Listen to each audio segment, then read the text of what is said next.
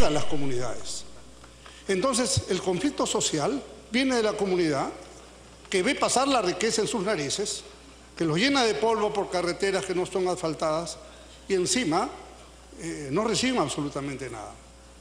Por eso nosotros hemos planteado, señor presidente, la derogatoria de las leyes que el señor Ollantumala creó al inicio de su gobierno, el impuesto especial a la minería, que en lugar de que se lo quitó a los gobiernos regionales, se lo quitó a la descentralización para centralizarlos con recursos del gobierno central. Si esto se deroga, de este mismo recurso saldrá el dinero para este cuarto estamento de pago que es las comunidades campesinas, a través del proyecto de ley como ha presentado, que se llama la Ley del Canon Comunal, señor presidente, proyecto de ley 2994.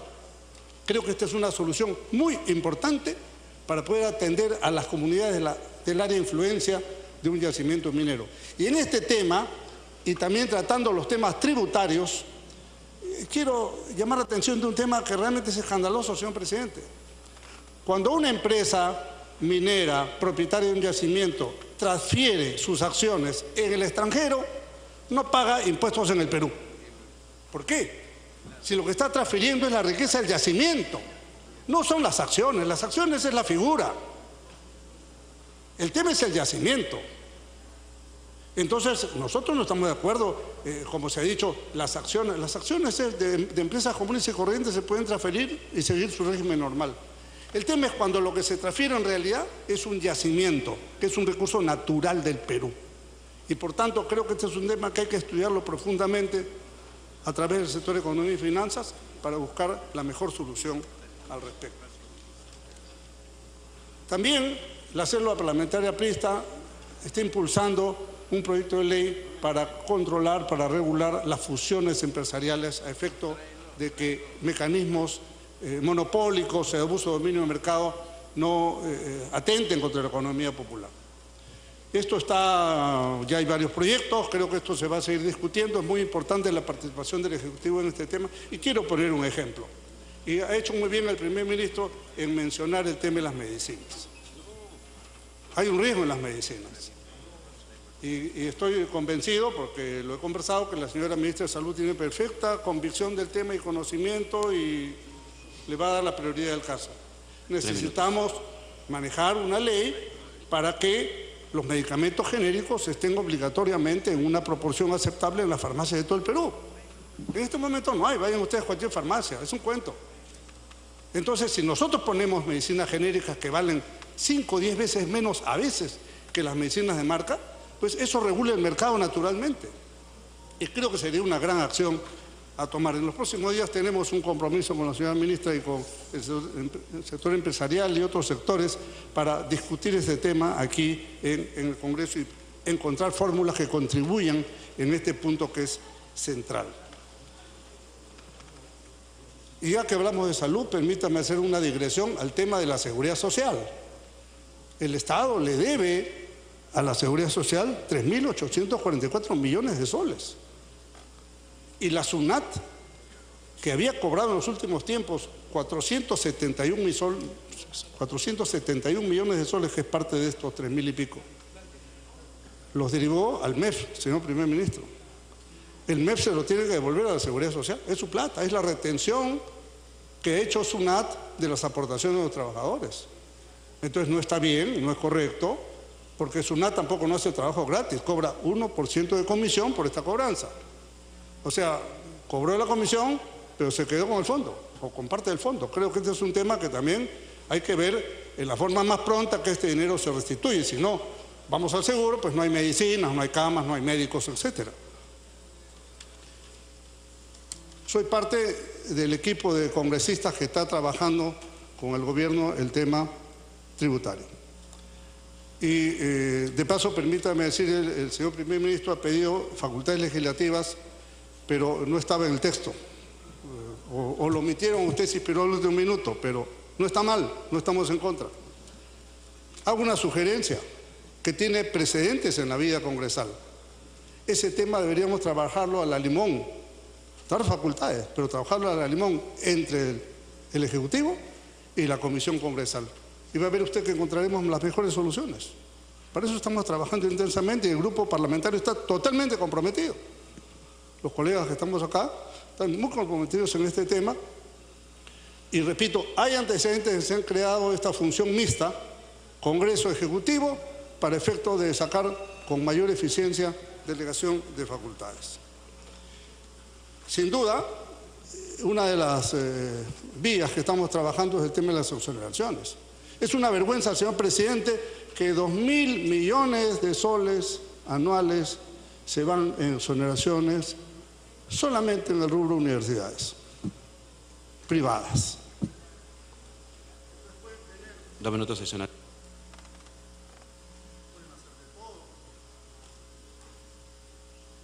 Audio, por favor, para que continúe. A veces vemos actividades de las universidades privadas muy interesantes, pero a veces hay otras que no tienen nada que ver con su finalidad. Entonces, yo creo que es momento de pensar en cómo podemos revertir, por lo menos en parte, este tema, justamente para hacer una educación de mejor calidad. Pero no puede ser, señor presidente, que veamos sueldos siderales en las universidades, siderales, a costa de las pensiones que pagan los universitarios y sus familias. Entonces, este es un tema que también requiere mucha atención, como mucha atención requiere revisar las exoneraciones de selva. Estamos completamente de acuerdo, señor primer ministro. Y hemos sugerido que una de las principales actividades, y usted que es de San Martín lo sabe muy bien, de las actividades económicas de la población pobre en San Martín, en Loreto, en Madre de Dios y otros lugares del país, es ser mototaxistas. De eso viven miles. En Pucallpa 60.000, en Iquitos 50.000. Sumemos Ibom y Tarapoto, llegamos francamente a los 150.000 entre todos, solamente allí. Entonces, si hacemos una corrección en exoneraciones, eso debe ir directamente a financiar el seguro social y avancemos con el proyecto del seguro social para taxistas y mototaxistas, proyecto de ley 2046 de la célula parlamentaria aprista. Entonces, ahí tenemos soluciones concretas y objetivas que el APRE está poniendo a disposición del Estado. El tema del desarrollo social, le agradezco muchísimo la mención, señor primer ministro, pero quiero decirle, me hubiera encantado que un punto específico del pacto social sea el pacto social por infancia. Está mencionado en el concepto del desarrollo social, pero creo que le daría mucha fuerza política poner el pacto social por la infancia en este tema. Me parece que es central. ¿Y sabe por qué? Porque muchas veces se han puesto los fondos, pero son en fondos concursables que no se ejecutan, ¿entiende? A veces los alcaldes no saben ni cómo es la cosa, entonces no la pueden. Acá tenemos que hacer mejor focalización, destino claro, pero todo funciona si hay una decisión política. En nuestro gobierno la pobreza bajó 20 puntos, ¿por qué? Porque hubo decisión política. Redujimos la anemia y la desnutrición porque hubo decisión política. Después eso se revirtió. Hoy día está en el comercio mucho más plata, mucho más empleados y la pobreza subió. El mundo al revés. Entonces, esto tiene que ser una sinergia integral del Estado. Y me parece estupendo que políticamente la diré el presidente de la República y realmente el primer ministro, porque esto creo que es una de las formas con las cuales nosotros podemos ir avanzando. Ahora, ya que hablamos de mejorar los recursos para el Estado, tampoco no nos podemos olvidar de un tema que no me voy a poner a señalar omisiones porque no es el caso, pero no hay que olvidarse, señor primer ministro, de mucha gente que nos está mirando. ¿Sabe usted que hay miles y miles de personas de la tercera edad que reciben pensiones por debajo del mínimo? El mínimo es 415. Hay gente que recibe mucho menos de eso. ¿Cómo pueden vivir con viudas con esa cifra, con esa cantidad? El otro día Roberto Abusada en un comentario dijo, oiga, esto representa el 0.001, no es nada.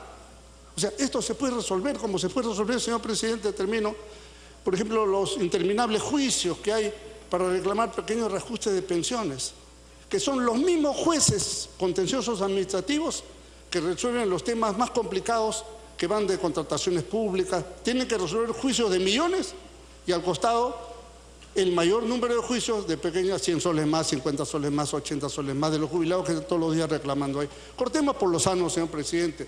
También hemos presentado un proyecto de ley en ese sentido. Cortemos por lo sano, dejemos que los jubilados vivan sus últimos años de la mejor manera posible, reajustemos un poco las pensiones, subamos los mínimos a los mínimos que realmente están completamente fuera del lugar.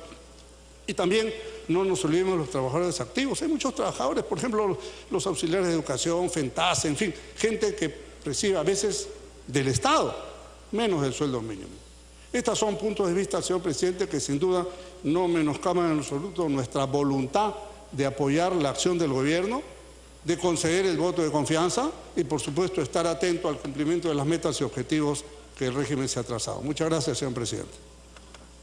Gracias, congresista del Castillo. En la palabra consta Marisol Espinosa por la bancada de APP. 5 minutos iniciales. Gracias, presidente.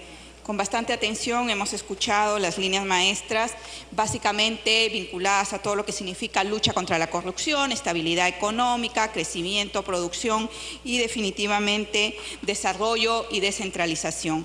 Confiamos en que definitivamente si ponemos énfasis en lo que significa crecimiento, estabilidad y desarrollo, vamos a caminar hacia el país con el que el primer ministro nos ha dicho, soñamos todos.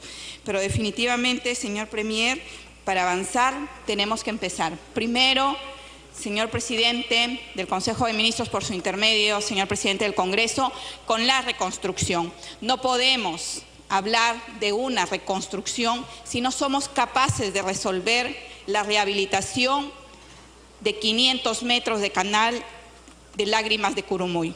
Un pedacito.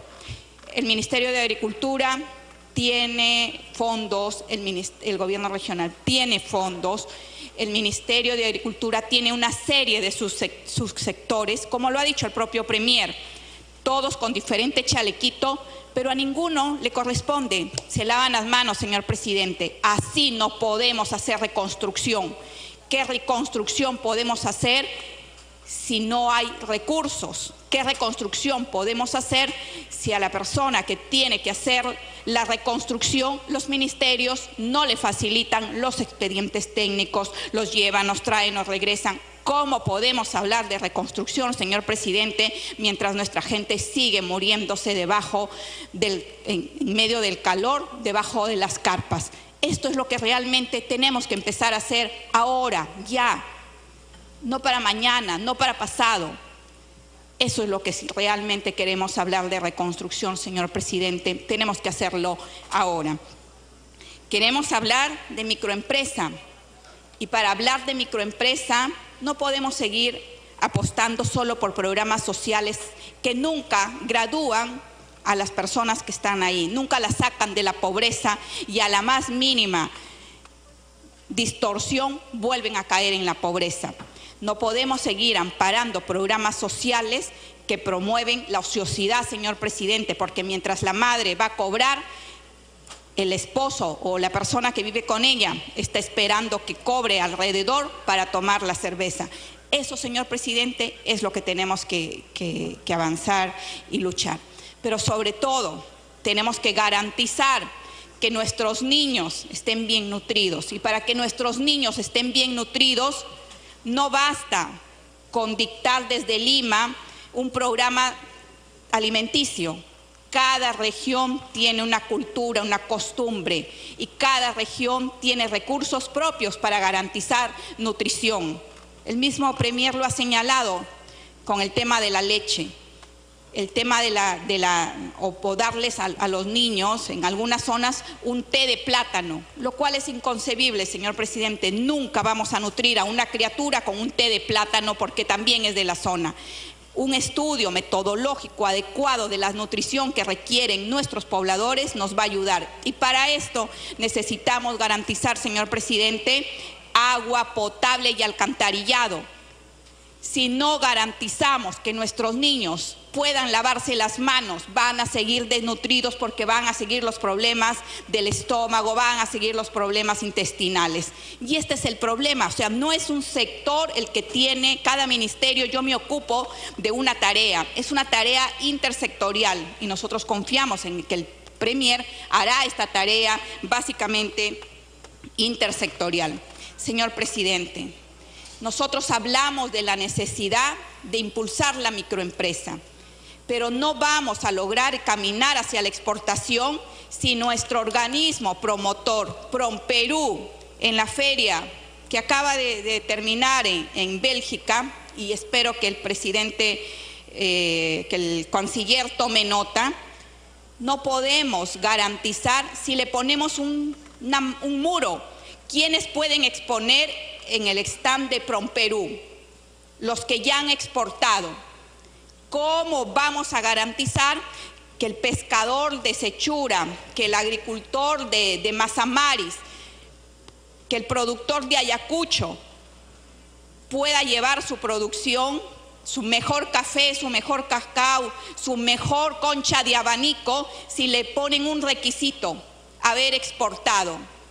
Como sea, este agricultor ha buscado su pasajito, llegó a la Seafood Global y ahora ya tiene 3 contratos, 4 contenedores. ¿Con ayuda del Estado? No, señor presidente, no, señor canciller, con ayuda de su propio esfuerzo. Y así es como salen las pequeñas producciones que hoy nos sentimos orgullosos: quinoa, café, cacao, con su propio esfuerzo, con el esfuerzo de los productores que hacen empresa en sus localidades.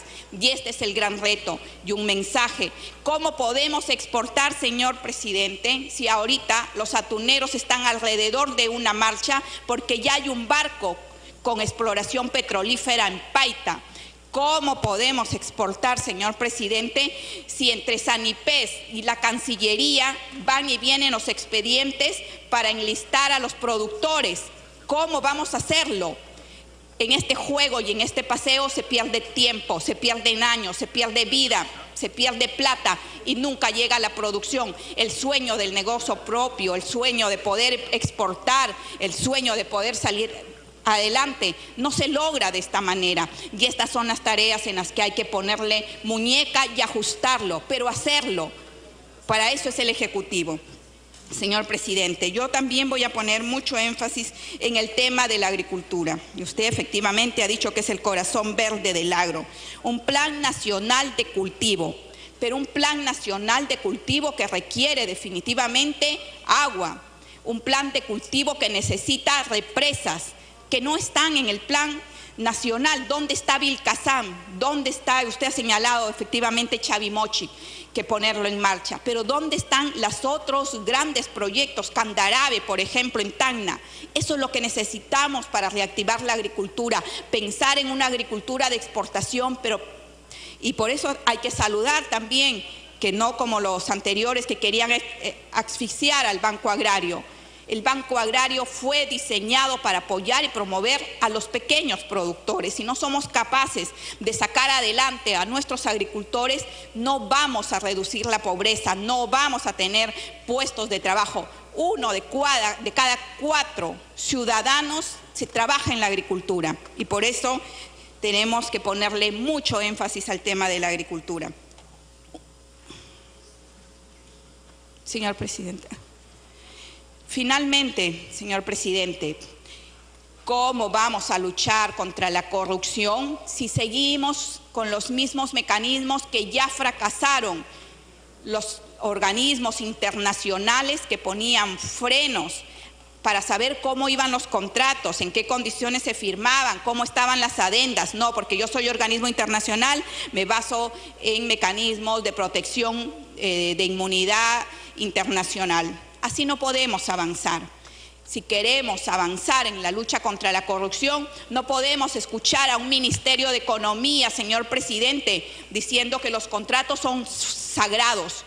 De ninguna manera podemos luchar contra la corrupción porque esos contratos fueron firmados amañados, fueron burlando la voluntad popular. Esos contratos se firmaron, señor presidente, bajo los intereses y bajo la lupa de Odebrecht, de funcionarios digitados por Odebrecht. ¿Cómo podemos decir que esto no se puede revisar? Se tiene que revisar y se tiene que anular. No podemos permitir, señor presidente, más adendas, más contratos como estos lesivos, onerosos, que han despilfarrado y han destrozado la economía, pero sobre todo la confianza del ciudadano, porque el ciudadano piensa que todos los políticos se dedican a hacer eso. No, señores, 3, 4 funcionarios en un ministerio corrupto han hecho que esta sociedad esté hoy destrozada.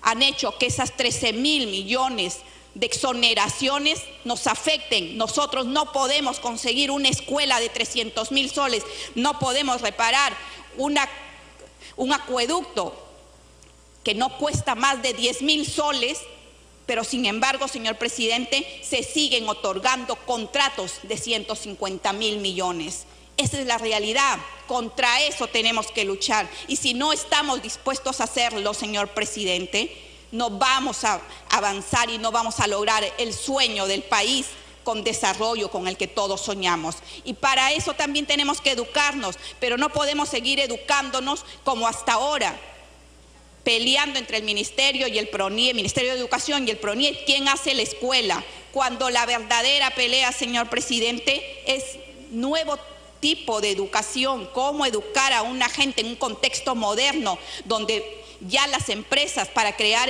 empleo ni siquiera necesitan de activos. Uber, por ejemplo, tiene una sola instalación, compró un solo automóvil.